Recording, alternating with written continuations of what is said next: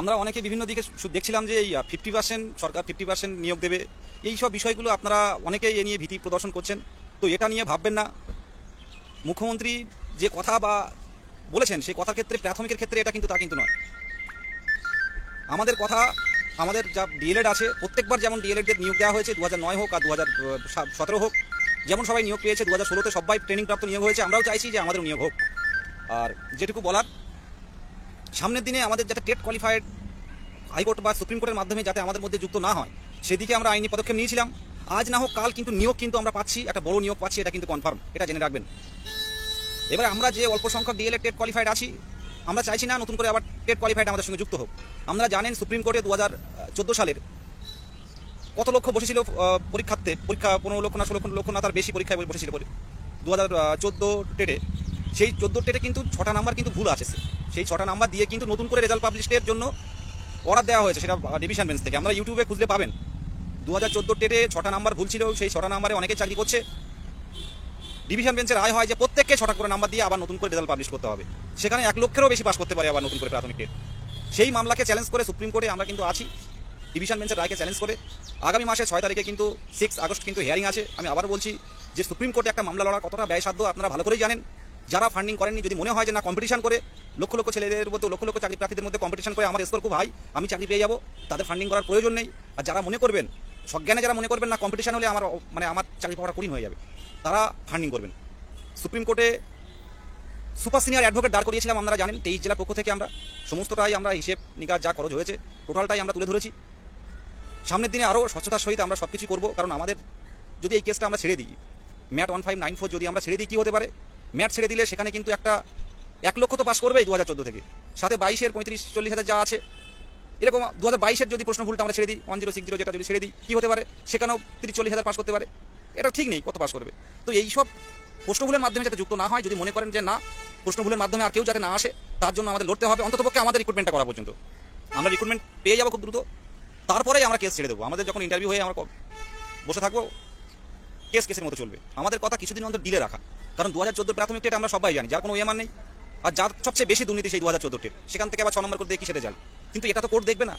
কোর্টে যে রায়টা হয়েছে ডিভিশন বেঞ্চে, কি দুর্নীতি থাকলো না থাকলো সেটা নয়, 6 নাম্বার করে দিয়ে আবার করে রেজাল্ট পাবলিশ করতে হবে। তো সেই জায়গায় দাঁড়িয়ে আমরা চাইছি না, আমরা যারা টেট উত্তীর্ণ যারা আছি, কি 14 কি 17 যারা চাকরি পায়নি এখনো পর্যন্ত, তাদের সবার ক্ষেত্রেই কিন্তু ভালো এই 1594টা আটকাতে পারলে।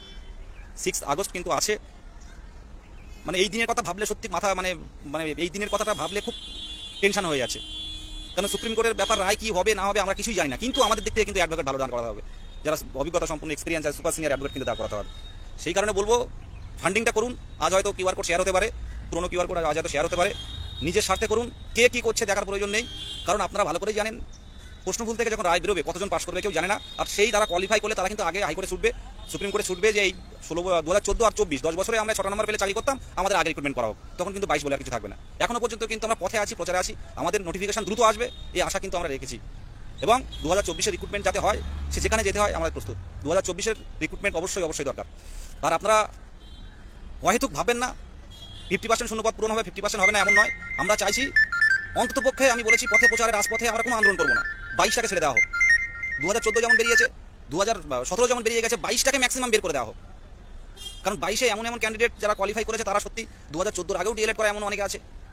তো আলটিমেটলি আমাদের কিন্তু জয় ছিনিয়ে আনতে হবে। আর যেখানে যেতে হয়, মন্ত্রী থেকে শুরু করে আমলা আধিকারিক থেকে শুরু করে আমরা কিন্তু দুয়ারে দুয়ারে যাচ্ছি, আমাদের কথা কিন্তু তুলে ধরছি।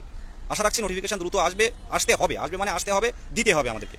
পঞ্চম শ্রেণীর বিষয়টা গেল, ম্যাটটা বললাম, ম্যাটটা কিন্তু আটকানোর জন্য, মেনলি ম্যাটটাকে আটকানোর জন্য কিন্তু এগিয়ে আসুন। সামনে যে বড় লড়াই 6 আগস্ট কিন্তু আমাদের করতে হবে, সুপ্রিম কোর্ট দিল্লিতে যেতে হবে, এটা কিন্তু মাথায় রাখবেন। আর অনুরোধ করবো 2022 প্রাথমিক টেট উত্তীর্ণ যদি হয়ে থাকেন, আমি চাইবো, দেখতে পাচ্ছেন ফোন প্রচুর ফোন আসে, প্রচুর।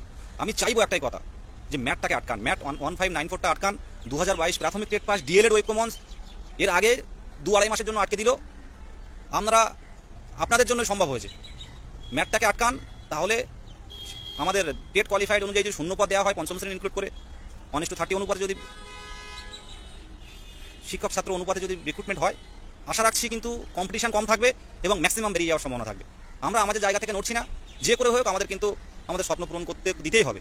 কারণ আজকের না মার্চ মাস থেকে কিন্তু বছরে 2বার নিয়োগ হয়নি, 5 বছর পর টেট, 2 বছর বসে আছে টেট সার্টিফিকেট নিয়ে, এর থেকে কষ্ট কী হতে পারে? সাথে সাথে বলবো এটা তো হচ্ছে ইন্টারভিউ করুন, কোনো প্রবলেম নেই, কিন্তু এই যে নতুন করে যাতে টেট কোয়ালিফাইড না যুক্ত হয় সে বিষয়ে আমাদেরকে অনুরোধ করবো যে কিউআর কোডটা আছে আমরা ফান্ডিং করুন। আর সামনের দিনে আরও কিছু আইনি পদক্ষেপ অলরেডি নিয়েছে, কোর্টে আসছি, গতদিনে আসলাম, আজও এসছি, আমি ডিটেলস বলবো না। আপনারা যারা ভাবছেন আমি মানে যারা ডিএলএড করছে বা ডিএলএড করা নেই টেট পাস আছে, তো আগামী দিনে দেখা যাবে, আইনি পথে দেখা যাবে।